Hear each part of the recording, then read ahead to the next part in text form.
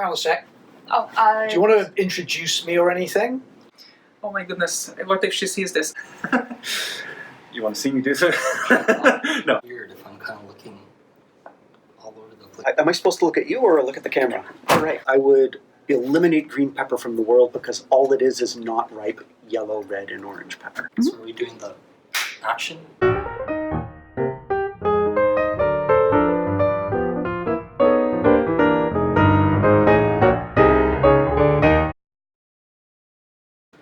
So I can do 512 push-ups. I'd really not answer that question.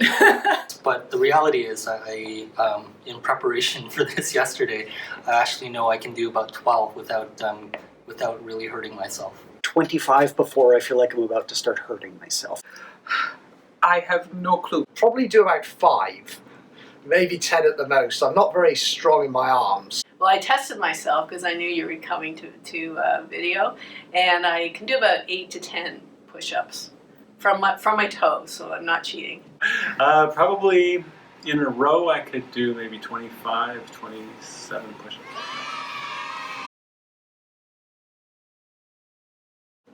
I exercise quite a bit, so I work out perhaps 4 or 5 times a week. My main interest is running. I swim as well. It's difficult to know if you're sweating when you're swimming, but I certainly know that I'm sweating when I'm running. You run with Dr. Dix, right? I have run with him in the past. Yes, we've run together. I have to say he was a little faster up the hill than me. Well, actually I do quite a bit of exercise. I think I probably exercise about 6 to 10 hours a week.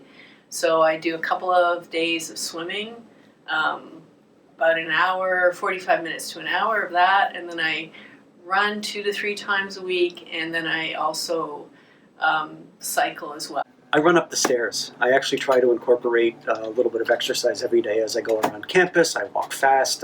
I actually am really, I lack self-discipline when it comes to making myself exercise, so I just try to incorporate it into my regular life.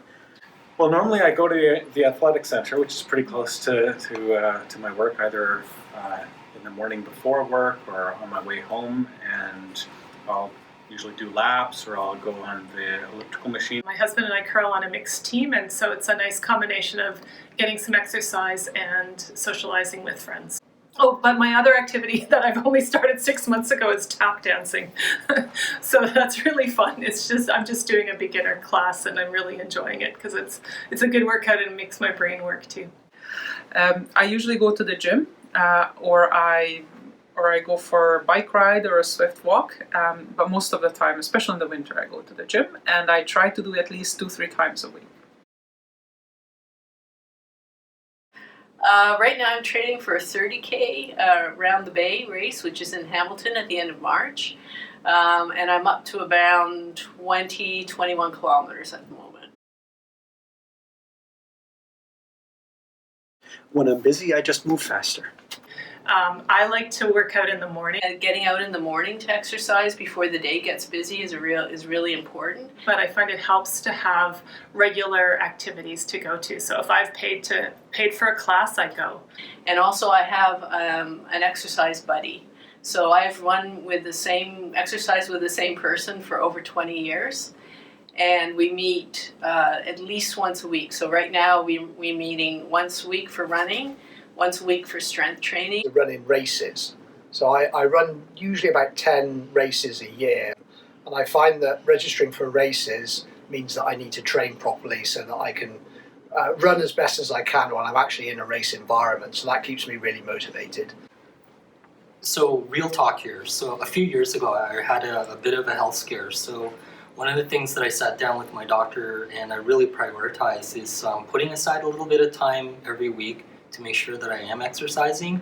And it is one of those things that I don't really have to motivate myself. It's literally to keep myself alive and healthy. There's no motivation other than just wanting to make sure that I can live a long, happy life.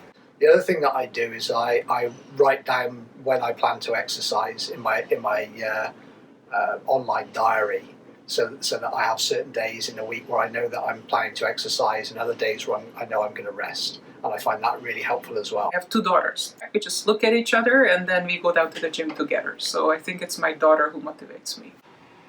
What I do is it's almost like if I teach a class, it's a 1 hour block, and I say, okay, I'm going to leave my office on the hour, but I'll be back in my office at that hour. And so I try to do the same thing if I'm going to do a workout, as I say, I've got this hour, I'm just going to go to the athletic center, do like 35 minutes, and then just come back.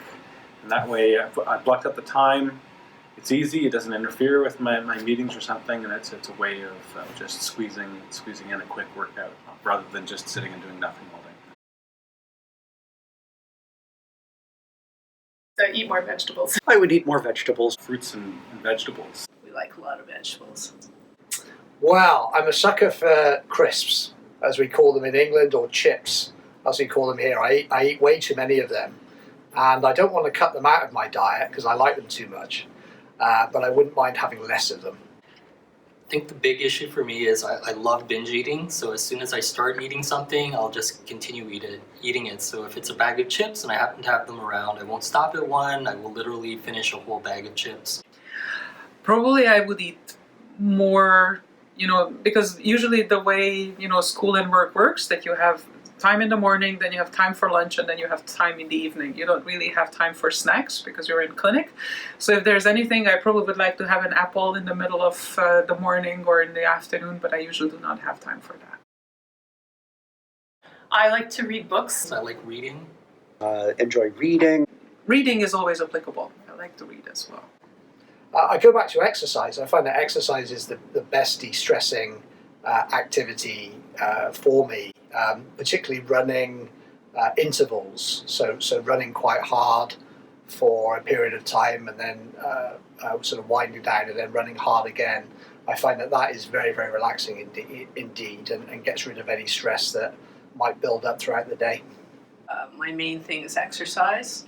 I think that's been a really important thing. So, or meeting people. I usually go to a gym, so I meet with a lot of people afterwards who've all been exercising. We have breakfast together and just chat about different kinds of things. It's usually I try to do something creative, like I try to, sometimes if I'm at home, I'll play the guitar. So I like listening to music, I like playing music, so I like playing the guitar. I'll work on a new thing for my students or something, like new lecture notes or a new video or something like that. Something that's not just like answering emails or something, but something that's creative and creating something new. That's what I like to do. Constantly. Well, I live at the waterfront, so I actually have a lake view from the 30th floor, and I have two nice armchairs that are right in front of the view, and I like to sit there and have maybe a glass of wine, have some friends over, watch a movie with my children. I like to game. Overwatch is fun. You play with my kids.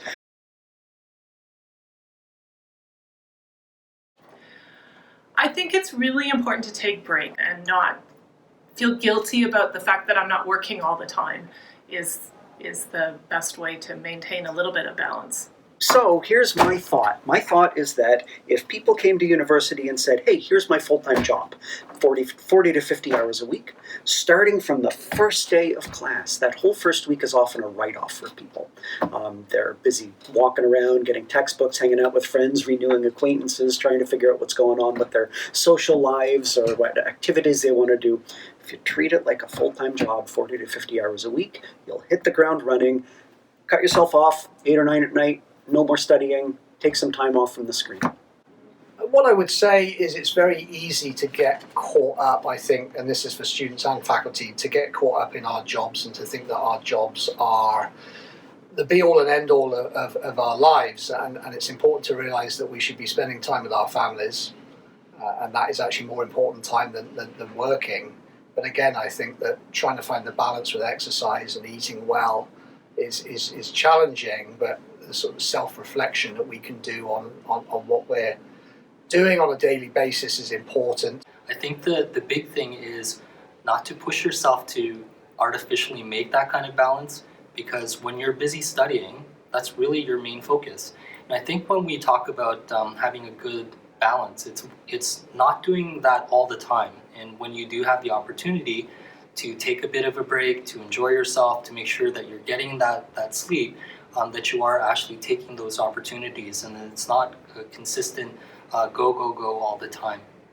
And it was a professor from the United States. She had 5 children. Her husband was also a professor. And I was looking at her, just starting out my career. It's like, how on earth do you do this? And she said that her secret was that she never wants to feel guilt. So if she's at work, she thinks about work and she doesn't think about home, saying, oh, I should be at home with my children, I should be doing this and that. And when she's at home, she doesn't think of work, that, I should be correcting tests or whatnot. So she really strictly tried to divide things. And the other thing is, I just slowed down. So I try not to work at home at all. Sometimes I can't avoid it, but I try not to work and try to spend much more time with my children and include them as much as I can. Sometimes they help me correct tests. And what I think is really important is to get out of your house and go somewhere every day. Like that should be part of your routine. Is get your shoes on, get out and doing something, even if it's even if you don't really have to. I think you should try to get out into the outdoors and fill up your day somehow. I'm a little concerned that students are so worried about their grades that they're not taking care of themselves in a broader way. So I think trying to actually schedule in some activities, whether it's going for a walk, in between studying, to have a schedule so that you're not getting distracted by other things when you're studying. So you focus on studying, but then you also schedule in some fun times as well. Don't worry, we got you. You got me. Yeah, we got you. Okay. All right, we'll start again then. Take 2. Okay. Sorry. Okay. Look at the camera.